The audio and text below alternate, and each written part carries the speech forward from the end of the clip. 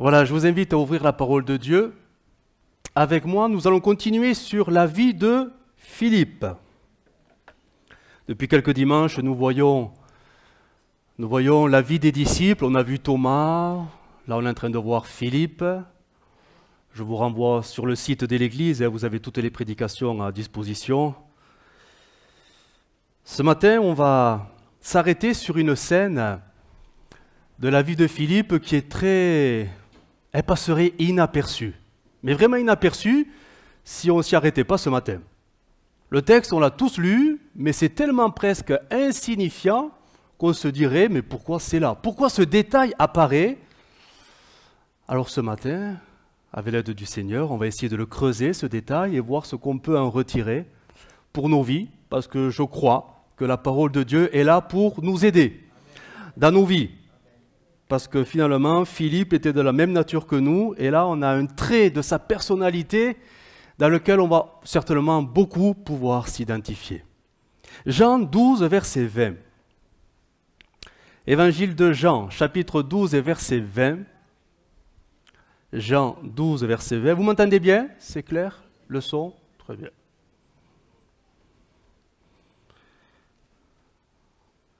Évangile de Jean, chapitre 12 et verset 20.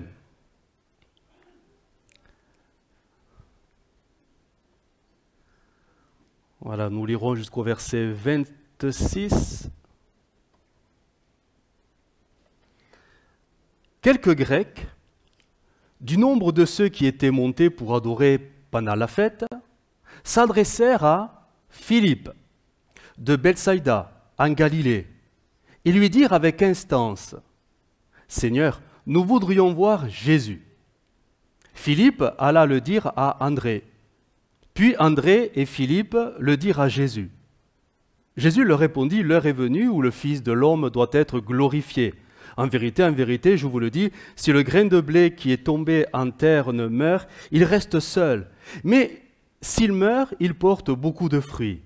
Celui qui aime sa vie la perdra, et celui qui est sa vie dans ce monde la conservera pour la vie éternelle.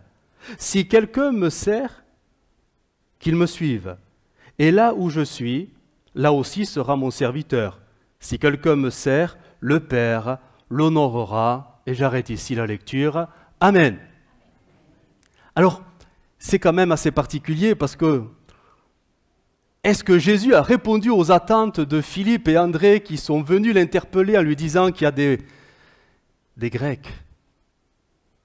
Des Grecs qui sont venus adorer, on est pendant la fête de Pâques.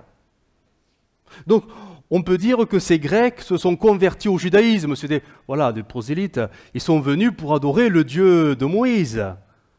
Et ces Grecs, finalement, vu qu'ils connaissent un peu la loi, ont certainement entendu qu'un Messie devait venir. Et la rumeur circulait déjà. Nous sommes dans Jean chapitre 12. Il y a 11 chapitres où Jésus fait plein de choses qui sont écrites dans la loi. Et la rumeur s'est répandue. Et voilà que ça arrive jusqu'aux oreilles de quelques étrangers, ce qu'on appelle des païens, c'est-à-dire des non-juifs. Et ces non-juifs profitent de l'occasion, ils sont à Jérusalem pour adorer le Dieu de Moïse, mais ils veulent en savoir plus sur ces bruits qui courent.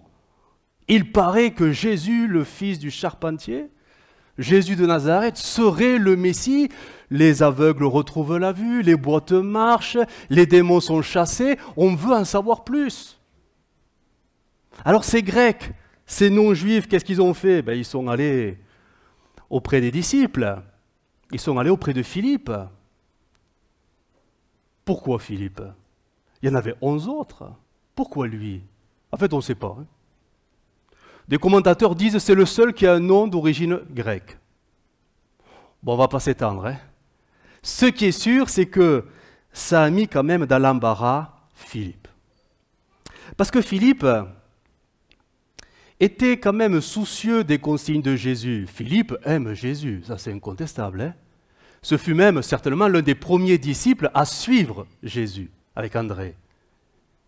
Et Philippe sait très bien que Jésus a dit, là ça nous renvoie quelques chapitres avant, Jésus avait dit d'une manière très claire aux 12, avant de les envoyer, vous savez, 2 par 2, il leur avait dit cette consigne, mais très formelle, surtout, n'allez pas vers les païens, les non-juifs, hein. N'allez pas vers eux et n'entrez pas dans leur ville. Allez plutôt vers les brebis perdues d'Israël. On se souvient dans Matthieu 15 de cette scène avec la femme cananéenne ou syro-phénicienne qui est venue interpeller Jésus, mais Jésus l'a complètement ignorée. Et c'est par insistance que Jésus va daigner se tourner vers elle. Mais Jésus a une parole très claire, hein. Il lui dira « Je n'ai été envoyé qu'aux brebis perdues de la maison d'Israël. » Donc, Philippe, il a devant lui des Grecs. On imagine que les consignes font surface. Mais je ne peux pas répondre à leurs requêtes. Jésus ne va pas les recevoir. Ce sont des Grecs. Jésus s'est concentré sur les brebis perdues d'Israël. Qu'est-ce que Jésus va me dire si je lui amène des personnes auxquelles il nous a dit, surtout n'y allez pas. N'oublions pas que, Philippe, il a loupé le test, hein, il n'y a pas si longtemps que ça. Jean 6. Vous savez, quand Jésus a voulu tester la foi de qui? De Philippe, hein, avec la foule, les 5000. Et Jésus qui lui pose la question, c'est le message de dimanche dernier. Où achèterons-nous des pains pour nourrir cette foule? Et le texte dit bien que Jésus savait très bien ce qu'il allait faire et c'était pour l'éprouver lui. Le test de la foi, et il n'a pas eu un test positif, hein, parce qu'il dira, même si on avait 1 an de salaire, on ne pourrait même pas acheter du pain pour tout le monde. Bon bref, il a échoué. Donc plutôt Philippe, on suppose, hein, il veut quand même se faire bien voir, il ne veut pas en rajouter une couche sur l'échec précédent. Certainement qu'il ne veut pas s'entendre dire de la part de Jésus, mais Philippe, mais tu fais quoi Philippe? T'as pas entendu quand j'ai dit pas les Grecs? T'as pas écouté quand j'ai dit non, c'est d'abord Israël, pas les païens? Et là tu m'en amènes quelques-uns là? Philippe, voyons, sois attentif. Alors, en fait, il hésite. Nous avons un Philippe hésitant. Il ne sait pas. Il ne va pas voir Jésus. Pourtant, les Grecs insistent, on veut voir Jésus. Mais il hésite, il y a un dilemme dans ses raisonnements, dans sa façon de voir, d'analyser la situation. Qu'est-ce qu'il faut faire? Alors, en fait, il est allé voir son copain. Son copain, c'est celui qui est du même village que lui, Bethsaïda, c'est André. Il va aller voir André et il va lui exposer la situation. André, il y a des bonhommes qui veulent voir Jésus, mais bon, c'est des Grecs. Qu'est-ce qu'on fait? On va se faire taper sur les doigts si on lui amène à Jésus. Mais André, il n'est pas dans cette réflexion parce que aussitôt, le texte dit que André va aller voir Jésus avec Philippe. Regardez, en fait, le texte, comment il est dit, comment les prénoms, l'ordre des prénoms. Philippe et André allèrent le dire à Jésus. André et Philippe allèrent le dire à Jésus. Philippe est allé le dire à André. Logiquement, on aurait dû lire « Alors Philippe et André vont voir Jésus ». Logiquement. Alors que ce n'est pas le même ordre des prénoms qui vient, c'est André et Philippe qui vont voir Jésus. On a l'impression que c'est André qui prend l'initiative parce que Philippe, il n'a pas su, il a été trop hésitant dans cette affaire-là. Trop hésitant. Ce matin, je voudrais vous parler des hésitations. Philippe a été hésitant, André a été déterminant. L'hésitation. Est-ce que ça vous est déjà arrivé d'hésiter? Oui, mais bien sûr. Mais tous les jours, on hésite. On hésite quand on voudrait faire quelque chose et on a peur de faire la chose en question. Alors on hésite. On hésite. J'y vais pas, je me lance pas. Ou on hésite quand on a un choix à faire. Un choix, une voie à prendre. ou plusieurs voies à prendre. Et on ne sait pas, on a peur de se tromper, alors on est hésitant. Un dicton dit que l'hésitation est le commencement de l'intelligence. Ouais, pourquoi pas? C'est vrai qu'il vaut mieux hésiter que foncer tête baissée et se tromper. Mais d'autres dictons disent aussi que l'hésitation est un obstacle qui nous empêche de toujours agir. Il y a de bonnes hésitations qui font réfléchir, et parfois il y a des hésitations qui, elles, mais vont complètement nous bloquer parce qu'on ne se décidera jamais. Il y a les bonnes et il y a les moins bonnes. Et la parole de Dieu nous parle des moins bonnes, celles qu'il va falloir apprendre, et ce n'est pas simple, hein, apprendre à bannir de nos vies. Parce qu'on ne peut pas toujours être hésitant, parce qu'on ne va rien faire. Le Seigneur veut des gens déterminés. Le Seigneur veut des gens qui agissent.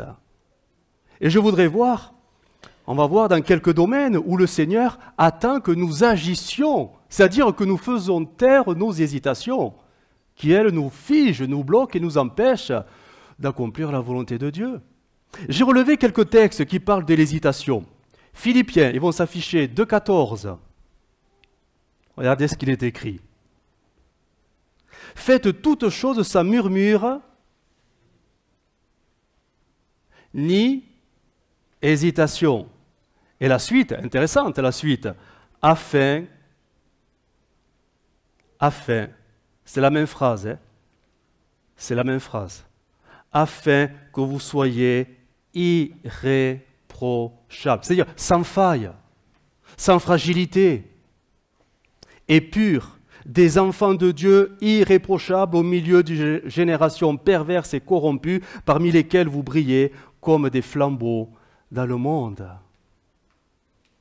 Une autre version, la parole vivante, je ne fais que la citer, a traduit « Ne soyez pas de perpétuels hésitants ». De perpétuels hésitants. Un autre domaine dans lequel l'hésitation, elle ne va pas plaire à Dieu. Dieu ne peut pas l'approuver, c'est dans Jacques 1,6. Il va s'afficher, parole vivante, dans le domaine de la prière. En parlant de celui qui manque de sagesse, qu'il la demande à Dieu. Il faut toutefois qu'il la demande avec foi et confiance, sans douter. Car celui qui hésite ressemble aux vagues de la mer agitées et ballottées par le vent. Les hésitations dans nos prières. On en a parfois, hein? Mais oui, on est tous pareils. Il n'y a pas que Philippe qui est hésitant. Hein? Non, on est tous pareils. Hein? Proverbe 3, 27. Dans la français courant, chaque fois que tu en as la possibilité, n'hésite pas à faire du bien à ceux qui en ont besoin. Là aussi, hein? Parfois on hésite, hein? On hésite. Hein? Romains 14, verset 23. La nouvelle Louis II traduira « celui qui hésite ». La Louis II a traduit « celui qui doute ». Celui qui hésite est condamné s'il mange parce que ce qu'il fait ne relève pas de la foi. Or, tout ce qui ne relève pas de la foi est péché. Vous voyez jusqu'où ça va? Les hésitations qui peuvent nous couvrir d'un péché parce qu'on n'a pas la foi, c'est-à-dire la conviction. Un autre texte, Marc 11, 23. Jésus, en parlant de la foi à ses disciples, supposons ceci. Quelqu'un dit à cette montagne, va-t'en et jette-toi dans la mer. Je vous le dis, c'est la vérité. Si cette personne n'hésite pas dans son cœur, mais si elle croit que sa parole va se réaliser, alors Dieu la réalisera. Amen. Oui, mais ils sont gentils les Amen que j'entends. Mais quand Dieu voit que nous sommes remplis d'hésitation, peut-il dire Amen? Ah, il est triste, hein, le Seigneur, de voir que nous hésitons dans tel domaine. Voilà, il n'y a pas que ces domaines-là, on va en voir quelques-uns concrètement. Nous sommes parfois, non pas déjà convaincus dans ce que nous faisons ou dans ce que nous disons, mais déjà hésitants. Et parfois tellement hésitants que, de peur de se tromper, on ne fait pas. Hein. On fait comme Philippe, hein, il n'a pas osé. Hein. Il n'est pas allé voir Jésus. C'est André qui a pris Philippe et qui sont allés tous les deux voir Jésus. Les hésitations, c'est parfois de vouloir faire quelque chose, mais au final, de peur de se tromper, on ne le fera pas. Et ça fait de nous des chrétiens qui n'avançons pas.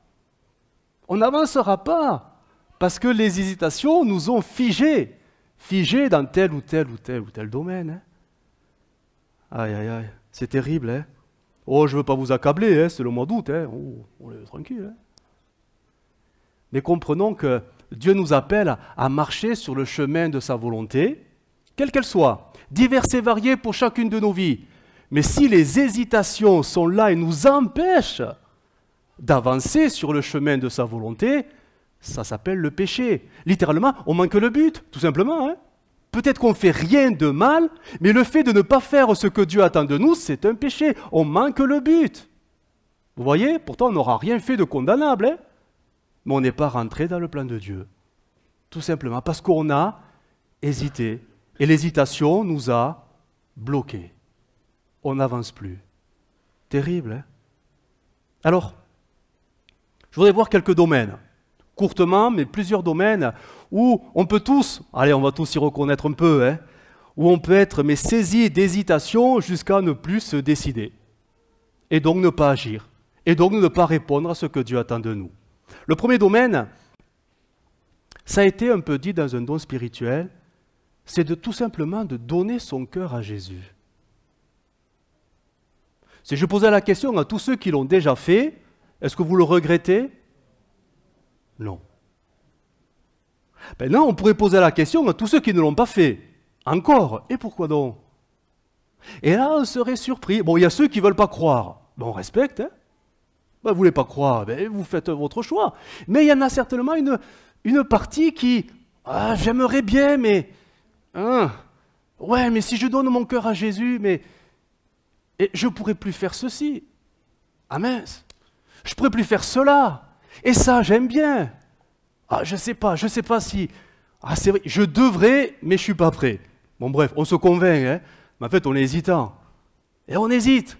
Et pourtant on sait très bien qu'il faudrait le faire, parce que le Saint-Esprit nous a un peu ouvert les yeux. On sait très bien que c'est le bon choix à faire, mais notre cœur demeure hésitant. Hésitant parce qu'en fait il voit notre cœur. Il perçoit la vie chrétienne comme des interdits. Si je suis chrétien, je vais devoir aller à l'église tous les dimanches. Si je suis chrétien, je ne pourrai plus regarder ma série préférée. Ça sourit.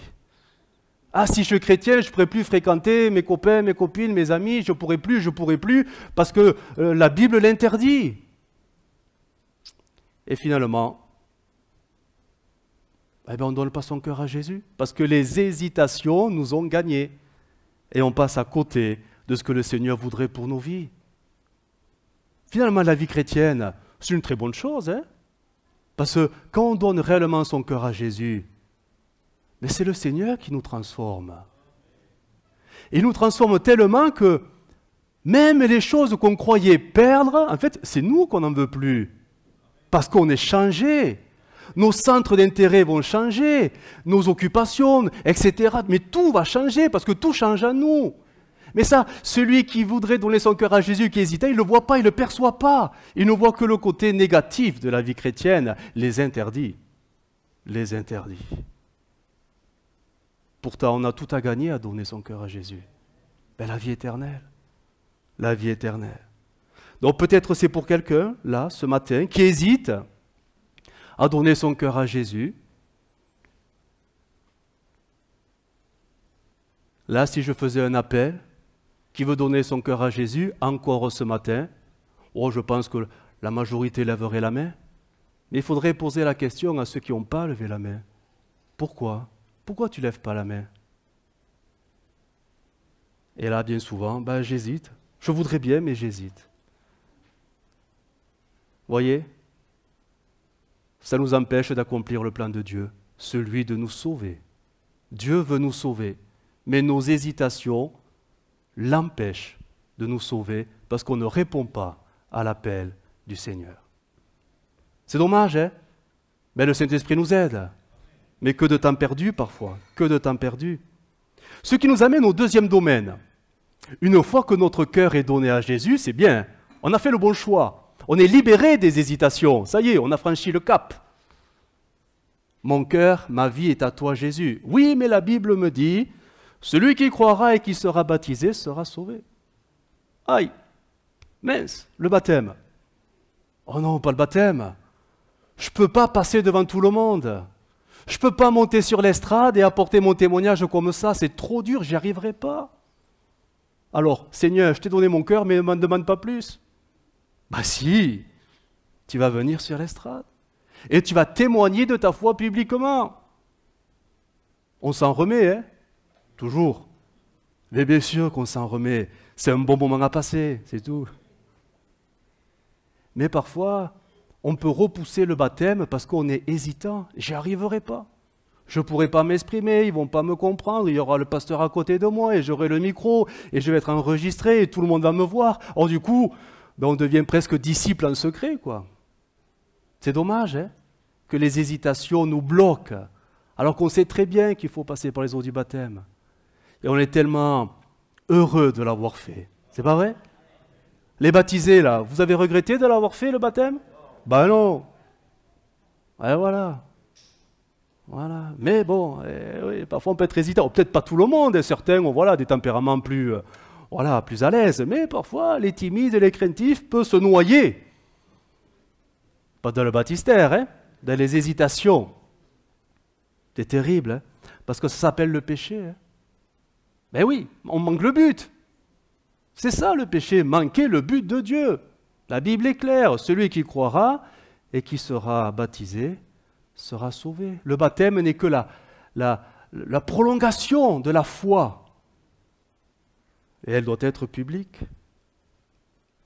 Allez, un autre domaine où on peut être hésitant. Bon, pas vous, hein. Vous êtes bien, hein. Les autres, hein. Toujours les autres. Lire la Bible tous les jours, tous les matins. Prier tous les jours, tous les matins. Alors, dit comme ça, ça paraît évident qu'il faut le faire. Mais bien sûr qu'on sait qu'il faut le faire. Mais très vite, l'expérience nous montre, hein, l'expérience de la vie, des journées qui passent. Très vite, on s'aperçoit quand, vous savez, nos journées se remplissent dès le matin, très tôt.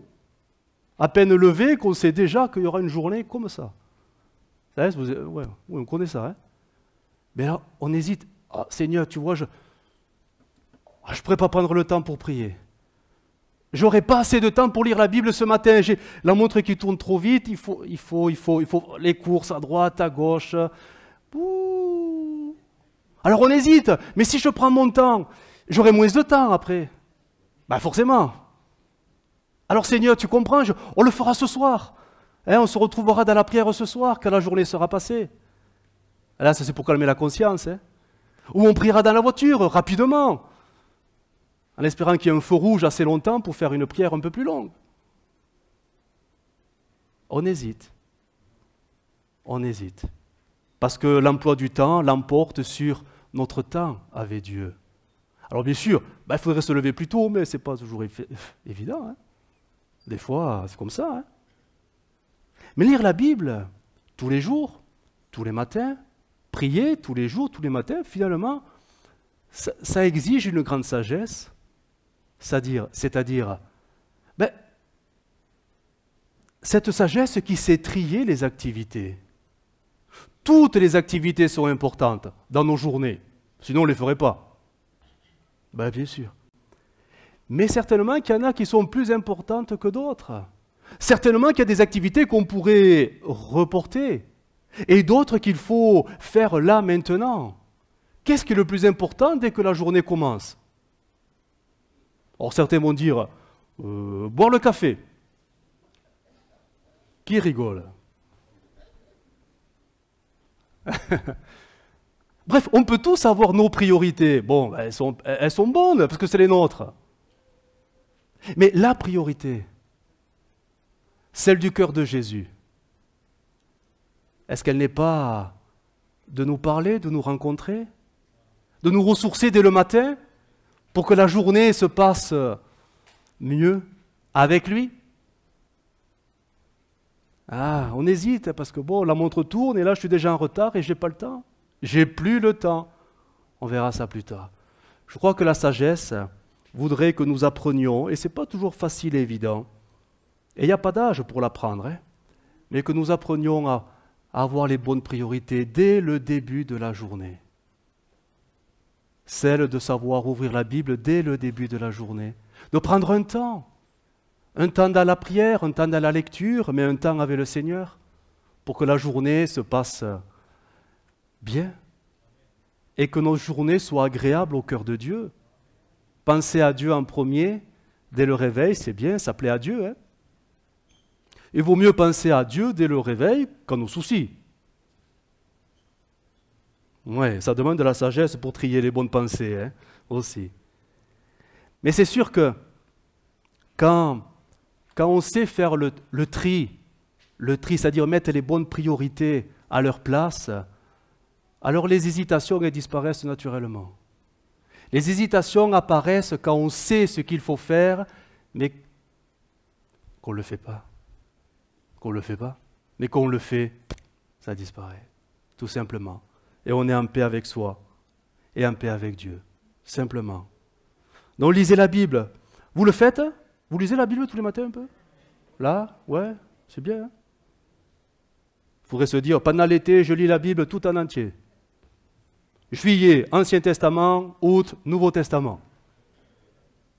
Bah oui, on a du temps. Bon, en plus, quand on est retraité, on a encore plus de temps. Non, ça, il ne faut pas dire. J'ai rien dit. Je ne dirai plus. Allez, un autre domaine. Un autre domaine où on peut être pris d'hésitation, là aussi, parce qu'on sait qu'il faudrait, mais bon, c'est pas toujours... c'est aller à l'église. Bah oui. Psaume 122, David a écrit ceci. « Je suis dans la joie quand on me dit... » Voilà. Allons à la maison de l'Éternel. Nous parlons de la maison de l'Éternel, locale, hein, pas la céleste, invisible, là. Seigneur, je suis devant toi en esprit et en vérité. Non, on parle de l'église locale. Aller à l'église, c'est bien pour les enfants de Dieu, c'est une bonne chose. Ce sont des rendez-vous que Dieu nous fixe. Venir au culte, c'est important, quand on peut. Je dis quand on peut, bien sûr. Venir à l'église en semaine, alors là c'est un peu allégé le programme, mais le vendredi, c'est important, parce que Dieu est là par son esprit. Et il veut nous parler, il veut travailler avec nous, il veut se servir de nous. On sait très bien que venir à l'église est toujours quelque chose de... c'est jamais du temps perdu. Généralement, ceux qui sont déterminés à venir à l'église n'ont aucune hésitation quand vient l'heure d'aller à l'église. Quand les cœurs sont moins, vous savez, un peu flottants, je ne sais pas comment il faut dire, alors je ne le dirai pas. Mais quand les cœurs sont moins, ou plus, quand vient l'heure d'aller à la réunion, que ce soit en semaine ou le dimanche, on est hésitant. Oh, c'est pas parce que je vais louper un culte que je vais perdre le salut quand même. C'est pas parce que je vais pas aller à la réunion le vendredi, prier avec les frères et sœurs que je vais être disqualifié quand même. Bien sûr que non. Mais si déjà tu te poses ces questions qui te font un peu hésiter, cela montre que tu es déjà en train de passer à côté du but.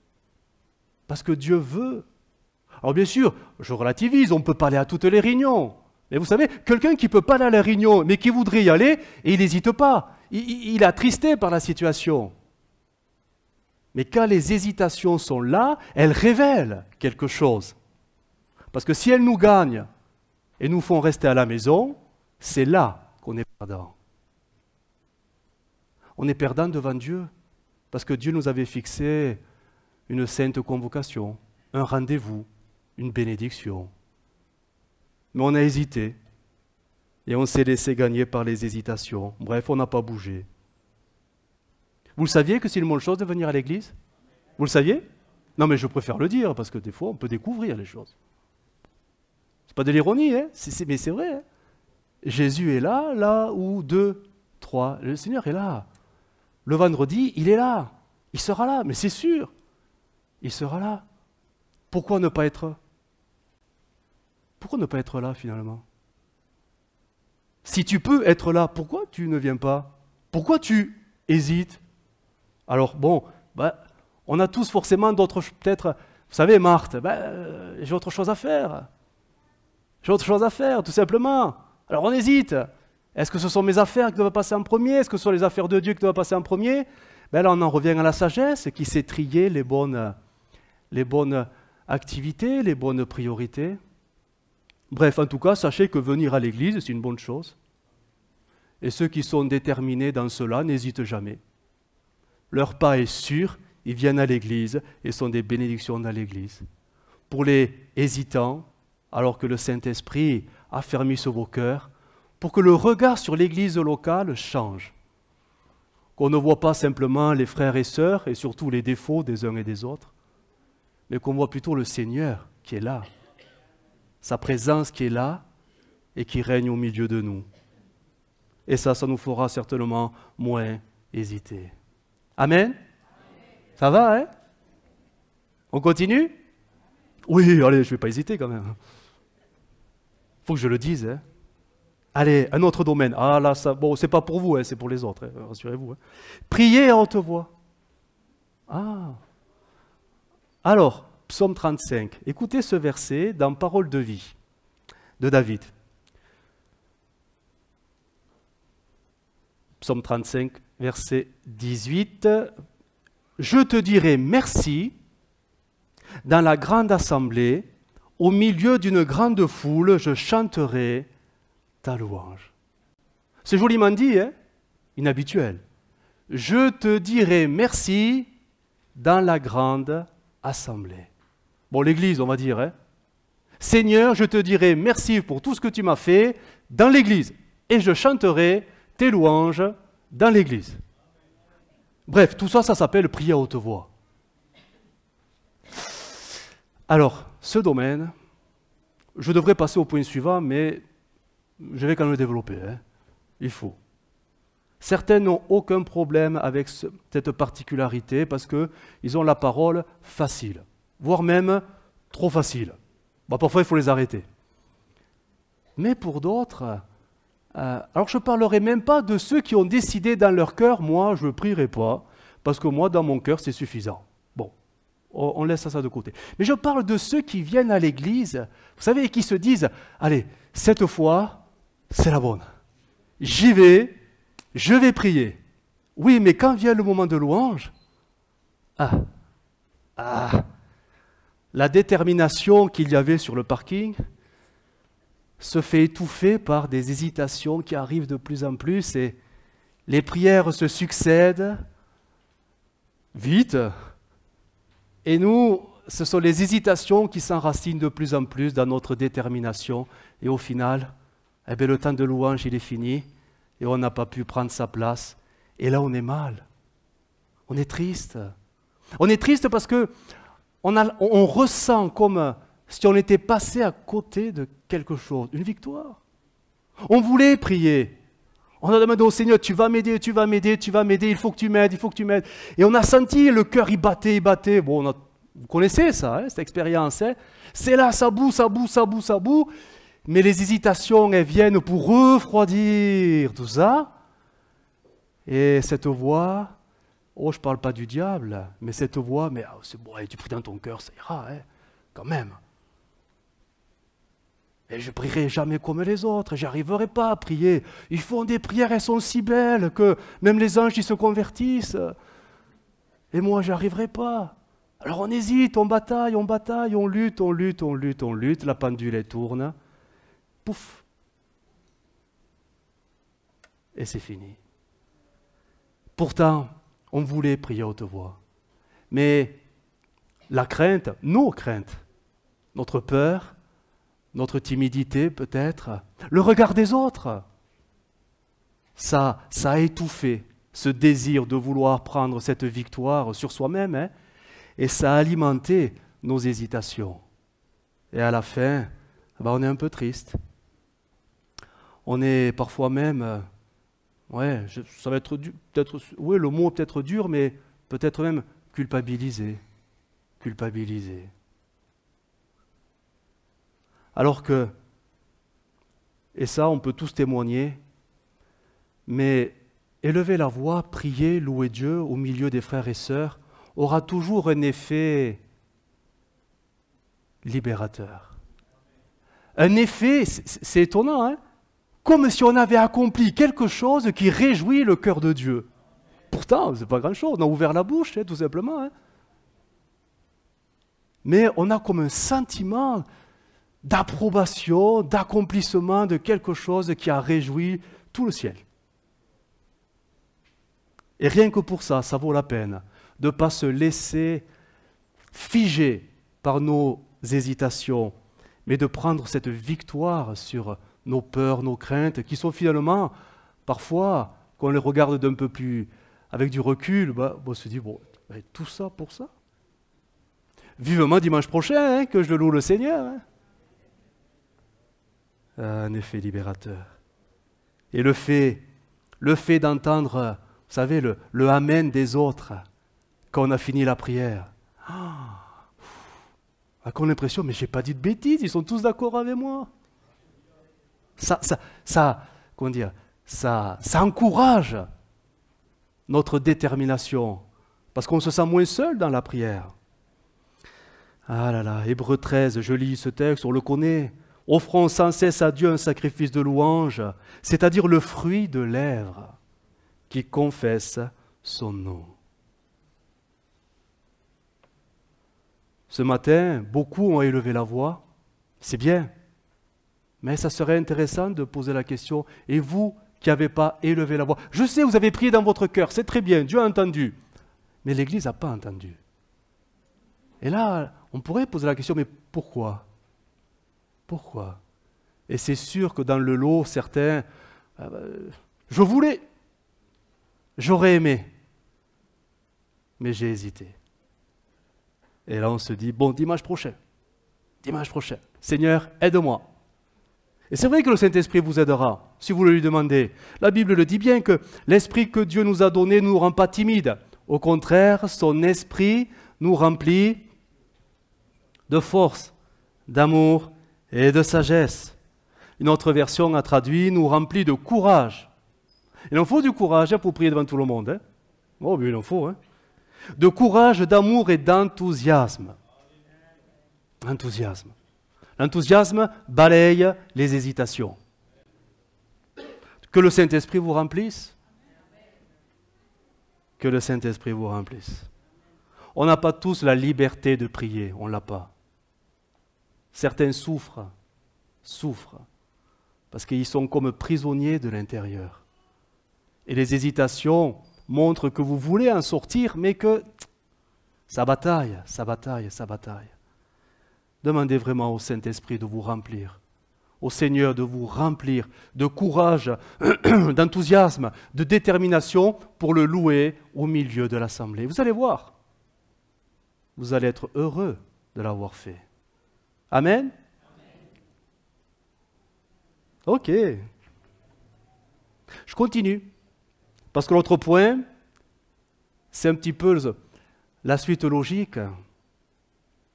Les dons spirituels. Ouh là là. 1 Corinthiens 14, 26, parole vivante. Je lis. Lorsque vous vous réunissez, que chacun se tienne prêt à apporter sa contribution au culte, l'un proposera un cantique ou lira un psaume, l'autre aura une parole d'enseignement ou une révélation, c'est-à-dire une prophétie. Celui-ci priera dans une langue inconnue, celui-là en donnera l'interprétation. Que tout cela vise un seul et même but, l'édification spirituelle de l'Église. Alors, s'il y a un domaine qui nous fait hésiter, même nous qui avons la parole facile dans la prière, c'est bien les dons spirituels. Quand le Saint-Esprit passe sur l'assemblée et qu'il s'arrête sur un tel, et que cette personne sent que l'inspiration descend,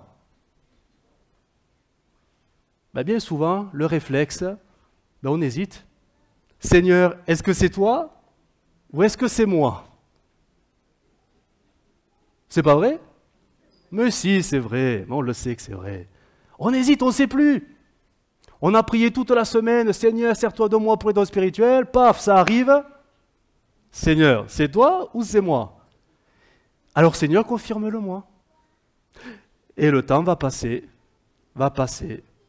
Parce que le Seigneur nous demande tout simplement d'y croire aussi. Hein.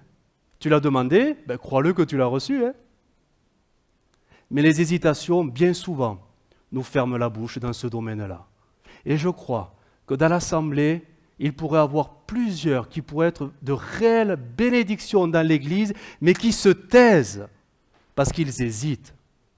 Combien de fois on est venu me voir dans le hall? Là, c'est pas loin, hein? Mais toujours après le culte, hein? Pas avant, hein? Pour me dire, pasteur, j'avais la pensée. Oui, et alors, t'en as fait quoi? J'ai prié pour que notre la donne. Ben, des fois, il ne se passe rien. Hein. La pensée tombe à terre. Hein. Parce que nos hésitations, finalement, fait tomber l'inspiration à terre. Seigneur, donne-nous le courage. Ben oui, le courage. Quand l'inspiration vient vraiment du Saint-Esprit, je crois qu'il nous donne courage et assurance pour la communiquer. Bien sûr que ça demande du courage, bien sûr, parce qu'on a tous peur de se tromper, on a tous peur de dire des bêtises, mais rassurez-vous, on vous arrêtera si c'est le cas. Oui, nous veillons à la sainte doctrine. Mais ça demande du courage de prendre la parole au nom du Seigneur et de se mettre à enseigner l'Église au nom du Seigneur. Dieu te dit que... Aïe, aïe, aïe, aïe. Mais il ne faudrait pas que nos hésitations fassent taire les paroles que Dieu voudrait qui circulent dans l'Église. Pas dans le couloir. Là. Là. Parce que c'est l'Église qui doit juger. On a vu parfois des personnes qui reçoivent la pensée, mais elles hésitent, elles laissent passer le culte, et dès que le culte est fini, ils vont vite courir après la personne. Le Seigneur m'a dit de te dire. Aïe, aïe, aïe, aïe. Non. L'apôtre Paul a été clair sur ces choses-là, que ça se fasse dans l'Église pour que toute l'Église juge. Juge. Mais que nos hésitations ne freinent pas la manifestation des dons. Je ne dirais même pas l'inspiration, parce que je crois que le Saint-Esprit donne ce qu'il faut quand il faut. C'est nous qui faisons de la rétention. C'est nous qui retenons les paroles que le Seigneur voudrait pour encourager, pour consoler, pour édifier. Il n'y a pas que la prédication. Il y a les dons spirituels. C'est une bénédiction incroyable, les dons spirituels. Mais quand ça circule dans l'Église, mais ça demande, ben oui, ça demande du courage hein, et une forme d'assurance. Hein. Donc si vous priez pour avoir les dons spirituels, ça vous est arrivé de prier pour les dons spirituels un peu? J'ai connu une chrétienne, alors elle n'était pas d'ici, hein. Donc ça va, je peux le dire, hein. C'est vers les montagnes là-bas. Qui disait, Seigneur, surtout, ne me donne pas les dons spirituels.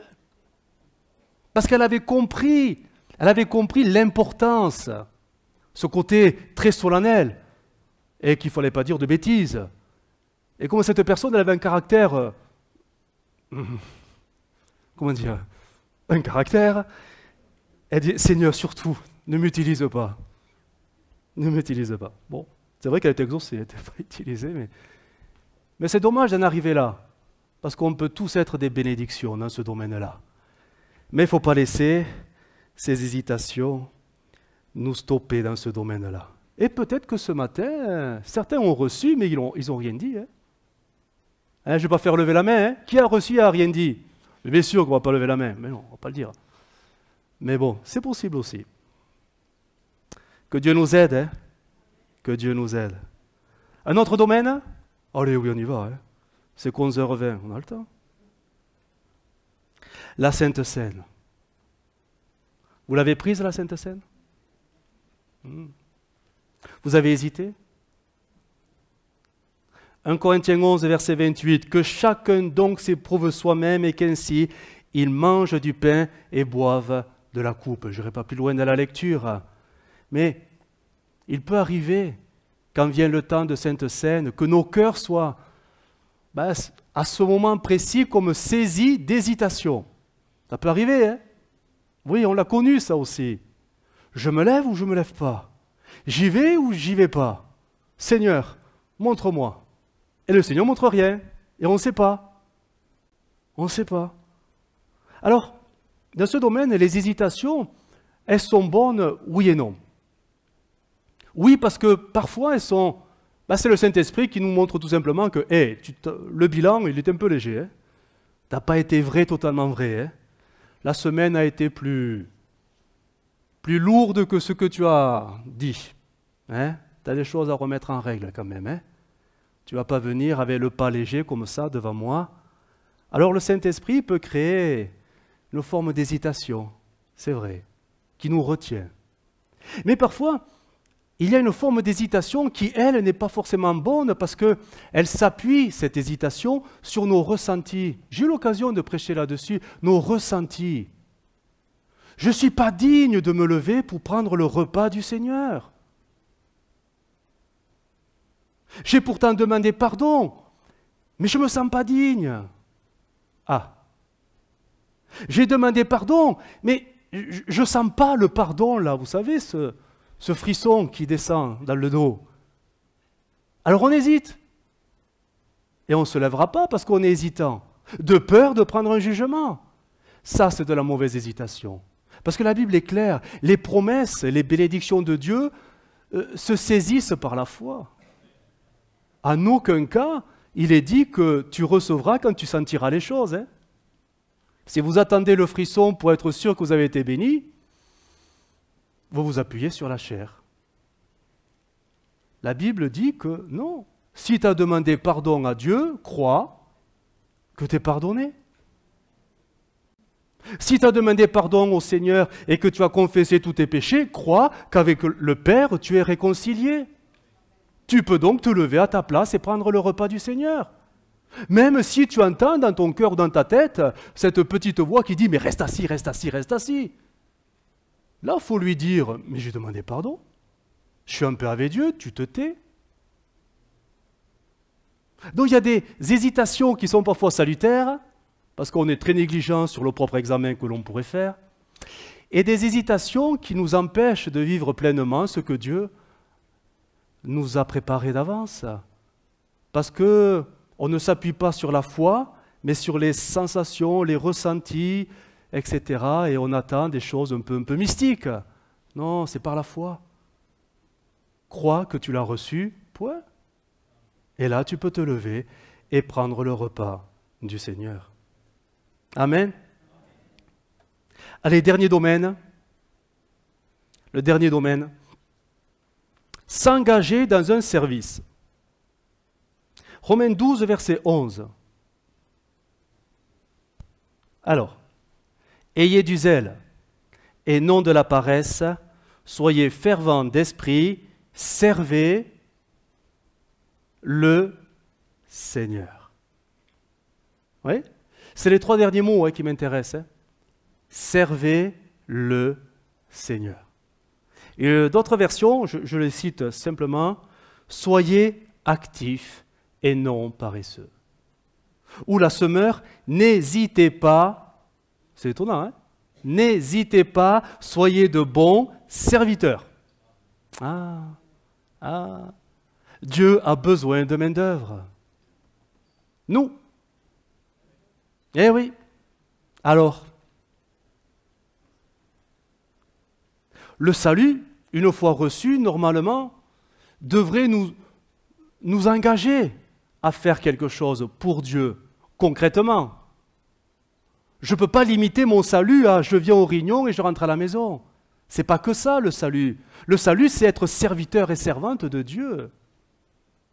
Alors c'est sûr que ça peut prendre des applications diverses et variées, en dehors de l'Église, mais aussi dans l'Église. Et là, ben oui, posons-nous la question. Qu'est-ce que je fais concrètement dans l'Église pour Jésus? Et là, si vous hésitez, c'est que peut-être, il n'y a pas grand-chose encore. Ceux qui sont investis ont déjà la réponse. Mais ceux qui ne sont pas investis, alors qu'ils le savent qu'il faudrait faire plus, parce qu'ils sentent que le Seigneur les pousse un peu, ils sentent qu'il y a des choses à faire, mais ils hésitent. Ils hésitent pourquoi? Parce que j'y arriverai pas. Je ne suis pas capable. Et un tel, il le fera mieux que moi. Et lui, il est plus spirituel. Moi, j'y arriverai pas. Je ne peux pas. Bref, on réduit le service qui est dû à Dieu à nos faiblesses. Et du coup, on ne fait rien, parce qu'on sait qu'il faudrait, mais c'est les hésitations qui l'ont emporté. Terrible, hein? Alors que Dieu voudrait que nous soyons de bons serviteurs et servantes, tout simplement. Et non pas figés dans des hésitations basées sur une auto-évaluation, toujours à la baisse, hein, parce qu'on se compare aux autres qui sont, bien sûr, on se dévalorise beaucoup, hein, malheureusement. Et pourtant, Dieu nous appelle tous à le servir. La Bible dit dans Ecclésiaste, ce texte, hein, tout ce que ta main trouve à faire. Connaissez la suite? Non. Non, c'est pas ça. Il manque un détail. Tout ce que ta main trouve à faire, avec ta force, fais-le. Vous voyez, il n'est même pas dit avec la force du Seigneur, Dieu Tout-Puissant, du ciel et de la terre. Parce que l'on se dit, mais j'y arriverai pas. C'est pas moi, ça, je peux pas. Non, non, non, avec ta force. Ta force. Et on est tous appelés à faire quelque chose qui correspond à ce que nous sommes en Christ. Mais ça demandera du courage.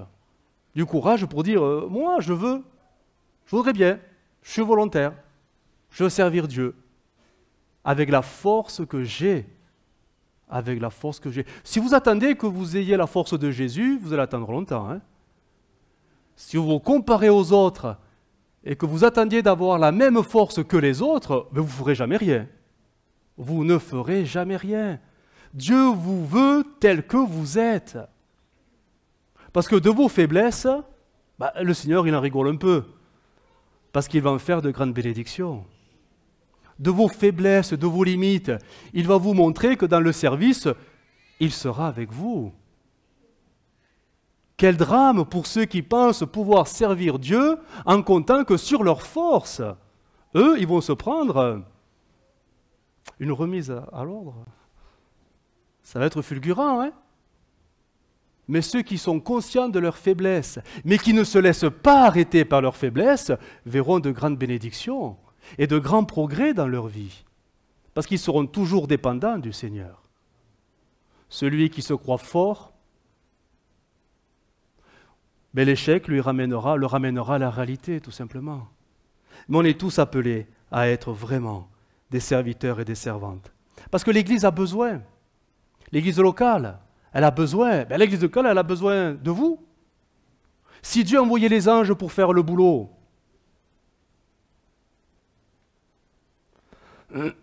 mais on sait très bien que ce n'est pas ça.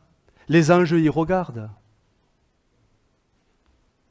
Nous devons travailler dans l'Église locale. Nous devons nous investir. Nous devons faire ce que le Seigneur met sur notre cœur. Et je crois que le Seigneur dépose des choses sur les cœurs. Et c'est là que le ciel se réjouit de voir des chrétiens actifs, des chrétiens qui travaillent dans la volonté de Dieu, des chrétiens qui accomplissent ce que le Saint-Esprit attend d'eux, tout simplement. Et c'est beau une église qui travaille. C'est beau. Des frères et sœurs qui travaillent ensemble pour la même cause, les intérêts de Jésus. C'est beau, hein? Mais si on est tous hésitants, qu'est-ce qui se passe? Rien. Rien. Et il ne se passera rien. Et des églises peuvent rester immobile parfois pendant des années parce qu'on a toujours estimé, mais c'est pas à moi à le faire, d'autres. Hein. Je prie pour que Dieu lève des serviteurs et des servantes. Je prie pour que Dieu lève des ouvriers. Bon, vous avez compris, hein, qu'on est tous des ouvriers, des ouvrières. Bien évidemment. Mais il ne faut pas laisser les hésitations nous arrêter sur le chemin de la volonté de Dieu. J'en arrive à la conclusion. Elle va s'afficher Jude, chapitre 1er, verset 20, dans Parole vivante. Écoutez ce qu'il est dit. Mes chers amis, bâtissez votre vie sur le fondement de votre foi très sainte. Priez dans la communion du Saint-Esprit et avec sa puissance. Maintenez-vous dans l'amour de Dieu et dans l'attente du jour de notre Seigneur Jésus-Christ manifestera sa bonté compatissante en vous accordant la vie éternelle. Verset 22. Ayez pitié de ceux qui hésitent. Cherchez à les convaincre.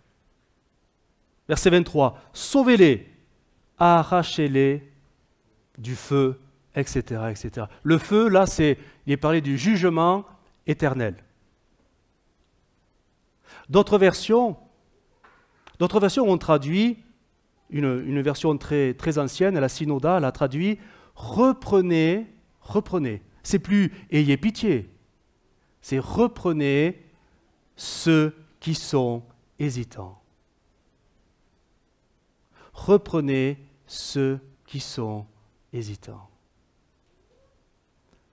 Pour terminer, je dirais que, alors, si on devait résumer vraiment ce message, il y a certaines hésitations qui sont, on va dire, un peu mineures, mais qui au final vont nous gâcher la vie et nous frustrer.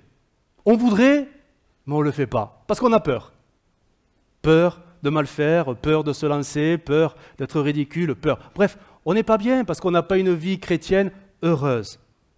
On se gâche soi-même les bénédictions que Dieu a préparées parce qu'on est hésitant. Mais, deuxièmement, il y a des formes d'hésitation beaucoup plus graves. Plus graves parce que des hésitations qui nous font passer à côté de la volonté de Dieu. Et passer à côté de la volonté de Dieu, ça a un nom, c'est le péché. Et le péché, le salaire du péché, c'est la mort. Le texte, on l'a déjà lu, mais je vais le reciter dans une autre version, Romains 14, 23, s'il te plaît. Le suivant. Romains 14, 23. Celui qui hésite est condamné. Il est condamné parce que il fait ou il ne fait pas, peu importe, mais sans réelle conviction dans le cœur.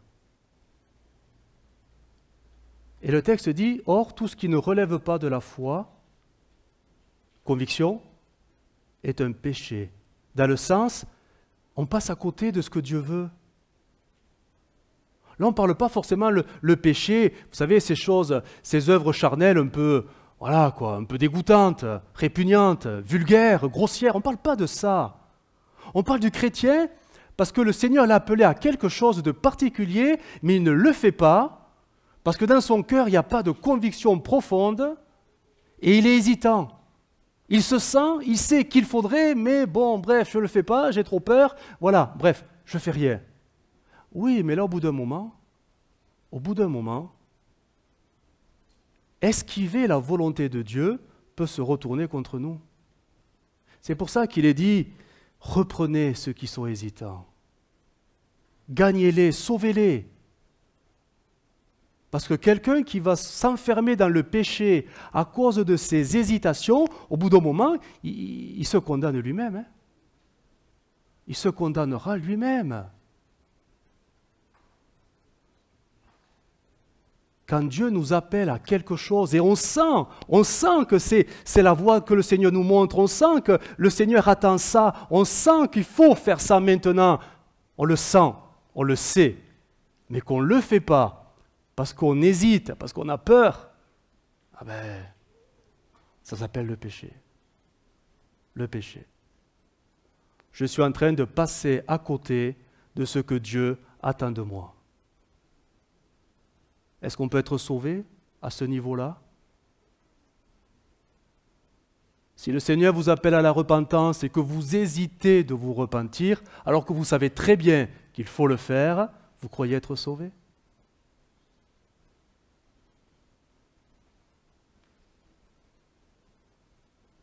Si le Seigneur vous appelle au baptême, d'eau, immersion, engagement, et vous le sentez, c'est là, c'est dans votre cœur, ça explose, mais que vous refusez de faire la démarche, parce que vous êtes hésitant, vous avez peur, vous croyez que vous êtes sauvé?